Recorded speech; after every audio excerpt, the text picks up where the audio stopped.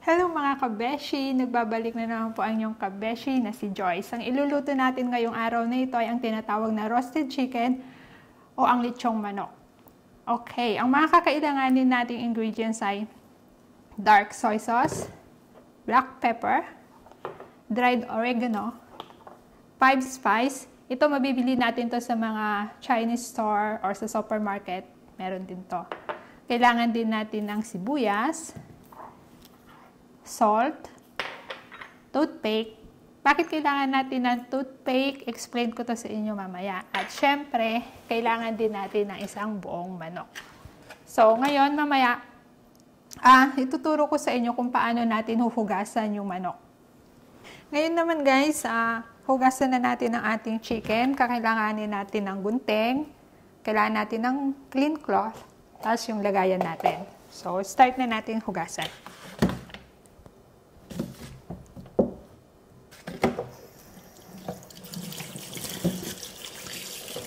So, una, tatanggalin muna natin yung liig.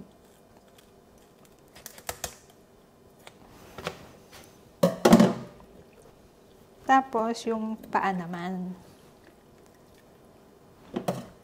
Hindi na natin to kailangan kasi pag roasted natin mamaya, matagas na kasi to, kaya hindi ko na yan sinasama.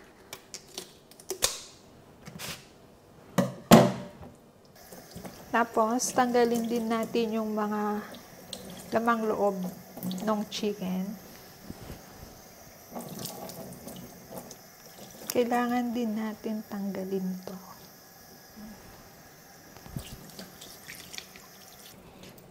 Okay, pagkatapos natin siyang hugasan, kailangan naman natin siyang ipat dry.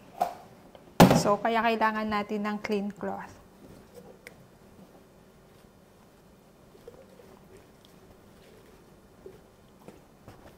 Pwede rin yung kitchen towel.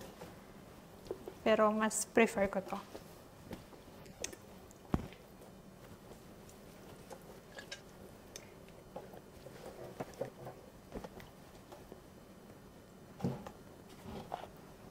So, bale. Ito na yung ating washed chicken, guys. Ngayon naman, guys, ready na natin yung onion para sa stuffing natin mamaya.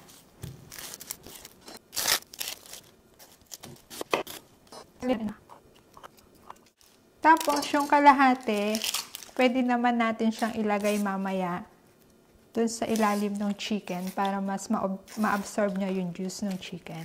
So, ihanda na rin natin. Pero, hindi ko siya tatanggalin ng isa-isa. Ganyan lang siya. Ngayon guys, ito na yung clean chicken natin. So, ima-marinate na natin siya. So, kailangan natin ng salt muna. Nalagay muna natin.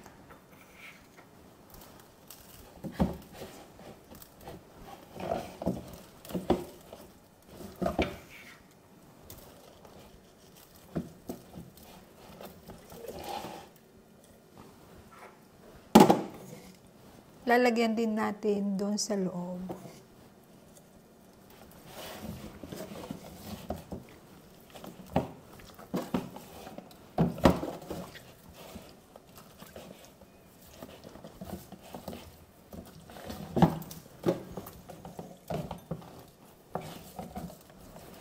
And then, yung ating black pepper.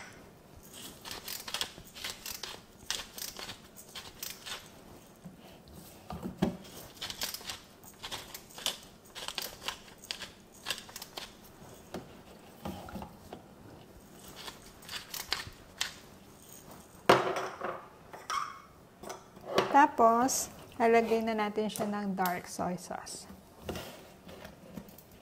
Guys, siguraduhin lang natin na yung gagamitin natin ay dark soy sauce, ha?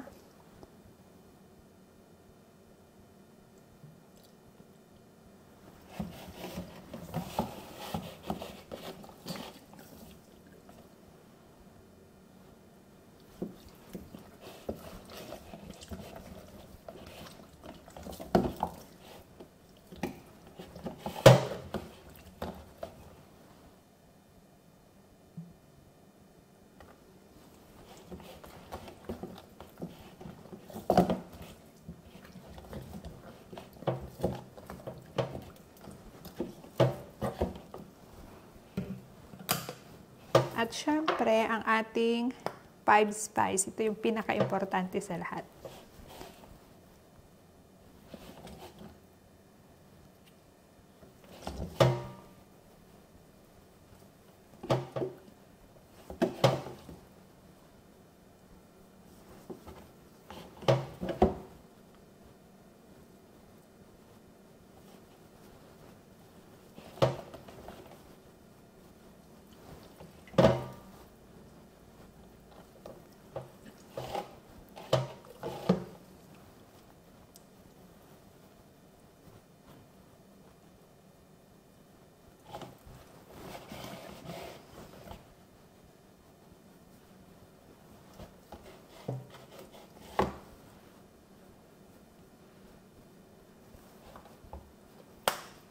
Tapos, ang ating onion,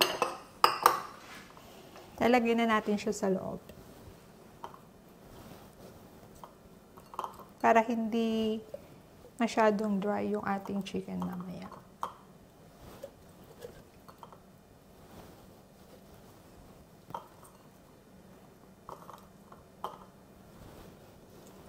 Tapos, kailangan din natin siyang i-lock.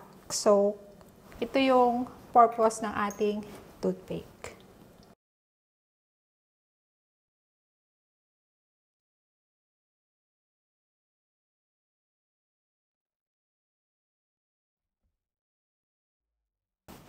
So, lalagay na rin natin yung ating dried oregano.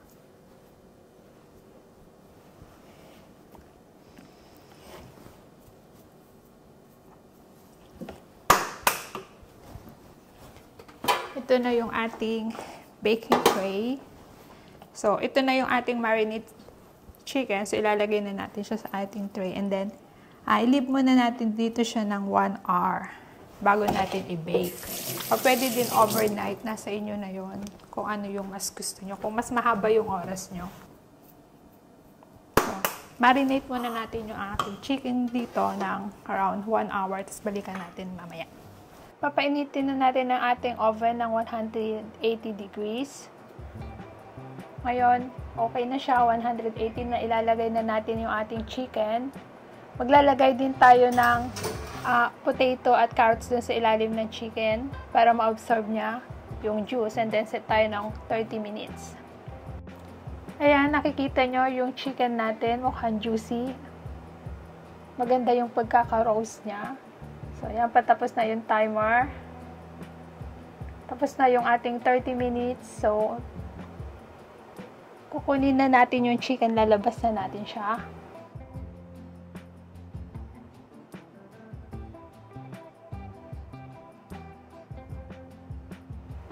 Ayan, mukhang maganda yung pagkaka-roast niya. Mukhang masarap.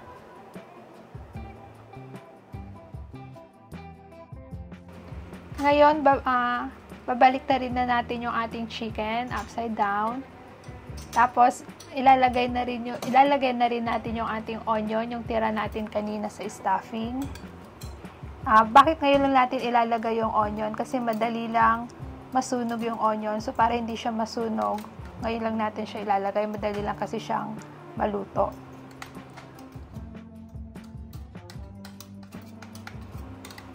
Tapos, bago natin ibabalik yung ating chicken sa oven, kailangan din nating i-turn yung baking tray natin para mas evenly ma-roast yung pagkakaluto ng chicken.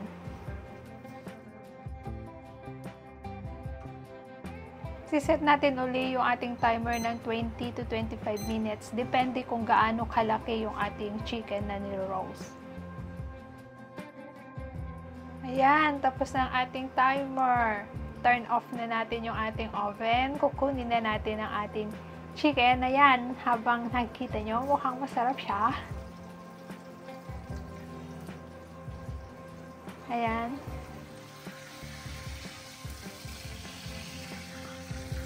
Mukhang ayos na ayos. Mukhang masarap. Pati ang ating vegetable sa ilalim ng chicken. Mukhang yummy. Juicy siya. Ayan, nililipat na natin ang ating chicken sa plate. para mag-raise mo na siya dyan. Habang hahanguin naman natin ang ating vegetable. Ayan, mukhang juicy siya. Tapos, balance para sa fiber and carbo. Kaya naglagay tayo ng vegetable dun sa ilalim ng chicken para ma-absorb niya yung juice ng chicken. Ngayon, hiwain na natin ang ating chicken. Kailangan natin ng poultry scissor para mas mabilis at gloves. Then, tanggalin natin yung toothpick.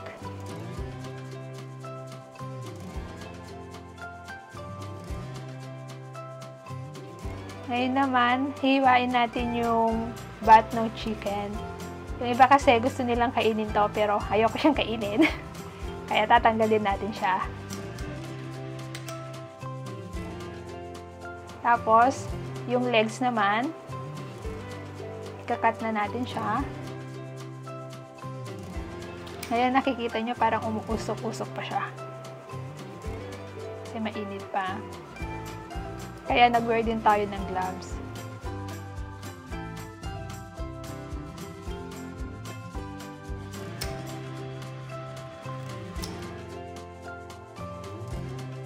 At tapos ng legs, yung wings naman.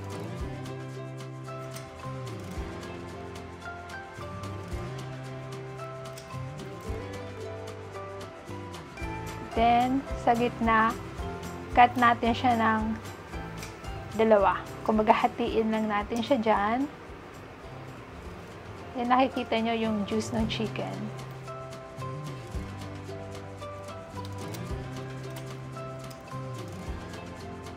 Ayan na yung ating onion.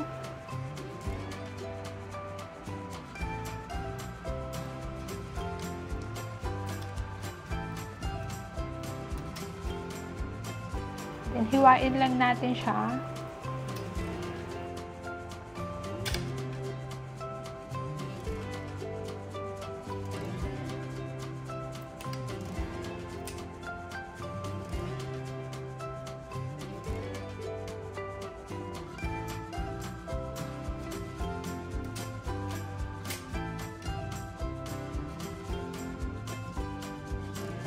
Ayan, malapit na siyang matapos. At syempre, wag natin kakalimutan yung ating onion, yung juicy onion, kasi masarap to. Ito yung gustong-gusto kong part. So, sana magustuhan nyo ang ating chicken, roasted chicken.